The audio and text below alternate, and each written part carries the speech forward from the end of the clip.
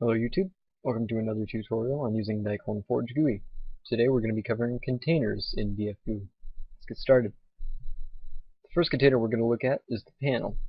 With your UI selected, right click and add control, containers, panel.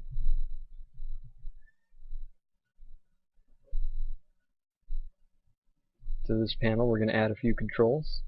First one I'm going to add is a simple sliced sprite. I essentially want to use this as a background sprite. So I'm going to pick my sprite. I'm going to make the sprite resize to fit the group panel, and I'm also going to use anchors to make sure it follows the size of the panel.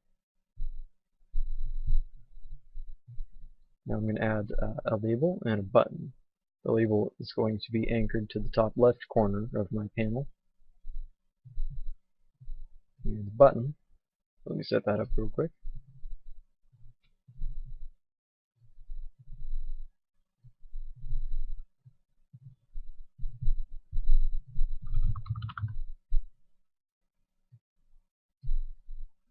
This will be anchored to the bottom right side of the panel.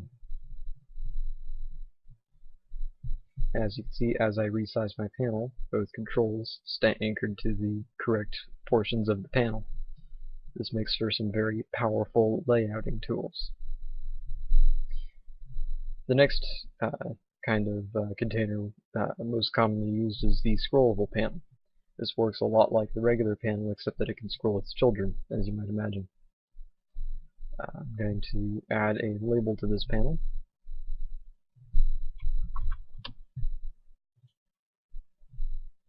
Make it fit horizontally, and I'm also going to turn on auto height and word wrap. I have some dummy text prepared over here, so let me just paste that in. And I'm also going to turn on clips children. This makes sure no controls are rendered outside of the scroll panel rectangle. I'm also going to set the scroll panel to scroll vertically, but you'll notice it gives us a warning that there is no vertical scroll bar assigned. So now we're going to go create the scroll bar. Set the orientation to vertical, and I'm going to set up the size real quick.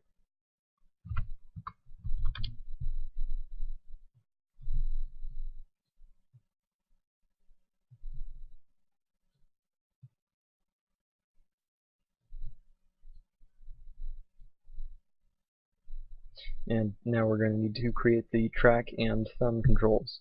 Both of these are just going to be simple sliced sprites. This is the track. I'm going to anchor the track to all sides of the scroll bar, so again, it just follows the size of the scroll bar.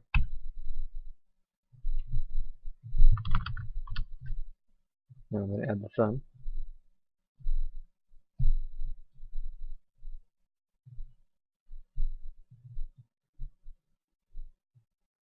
I'm going to resize this horizontally so that this glowy area lies just outside the track. I think it visually looks better that way.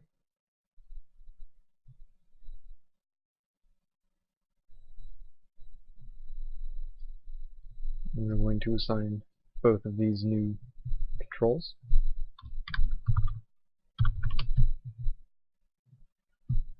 To the scroll bar.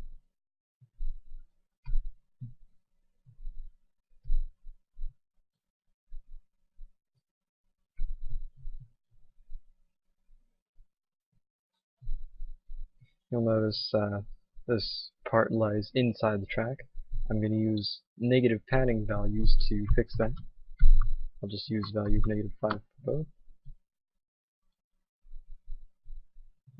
Turn that back down to -4. That looks better.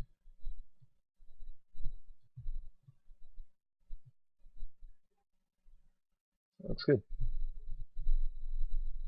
Now we can assign our scroll bar to the scrolling panel. There we go. Just run this to test it. And you'll also notice scrolling's pretty slow at the moment. We can go to our scroll bar and change the increment value. This is how many pixels it scrolls with each increment one tick of the scroll wheel is a single increment, or you can also set up and down buttons, which will each be one increment.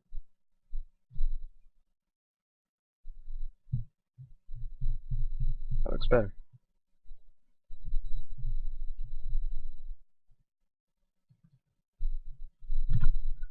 Scroll panels can also automatically lay out their children.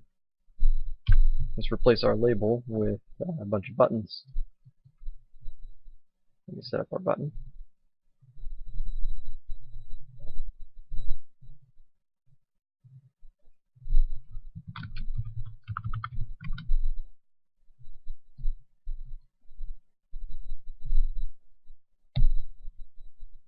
And I'll just duplicate this button several times. And turn on auto layout. I'm going to set it to layout vertically. You can also turn on wrap layout. If I set this to horizontal and enabled wrap layout, it would tile these horizontally as much as it could until it reached the edge of the scroll panel, and it'll create a new line, essentially like word wrap.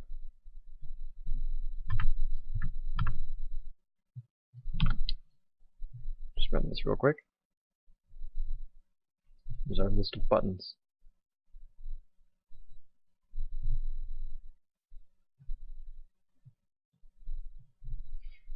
Another very powerful kind of container in DFGUI is the tab panel. This actually consists of two different controls, the tab strip and the tab page container.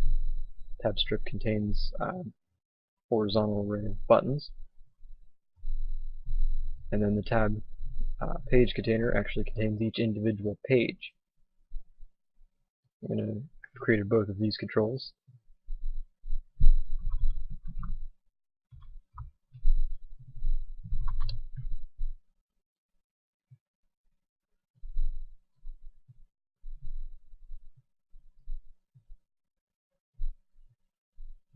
I'm going to set the background sprite of my tab page container so we can see it easier.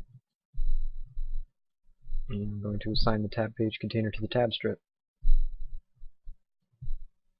Now I'll add a new tab. Just right click, add tab, and set up your button images.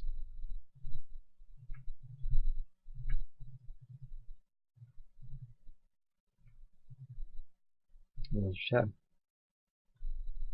Now you can just add as many tabs as you want. There's another tab.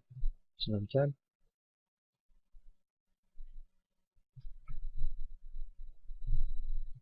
Again, your tab strip can also clip its children, so you don't end up with, button tabs going beyond the edge of the tab strip. You can switch to different tabs by double-clicking them in the editor. And if you go to your tab page container, you'll notice for each of these tab buttons, it created a new page for you. So when you want to go to a different tab, just double-click the tab up here, and then select the page. Page 1, I'm going to add a simple label.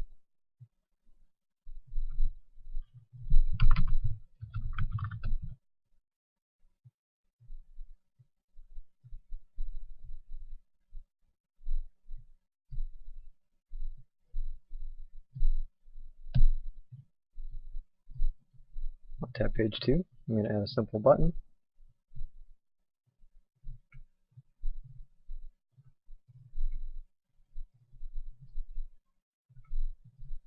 Oops.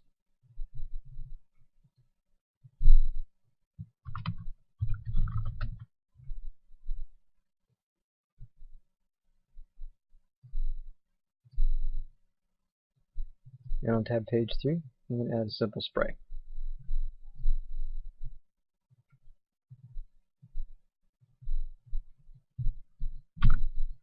And there's our tab container.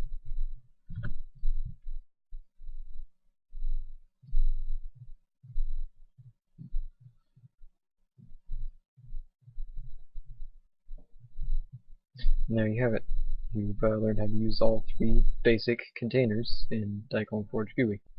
These controls afford you a lot of power to create the layout you want. Next time, I'll cover more controls such as text boxes, sliders, and drop-down lists. Thanks for watching.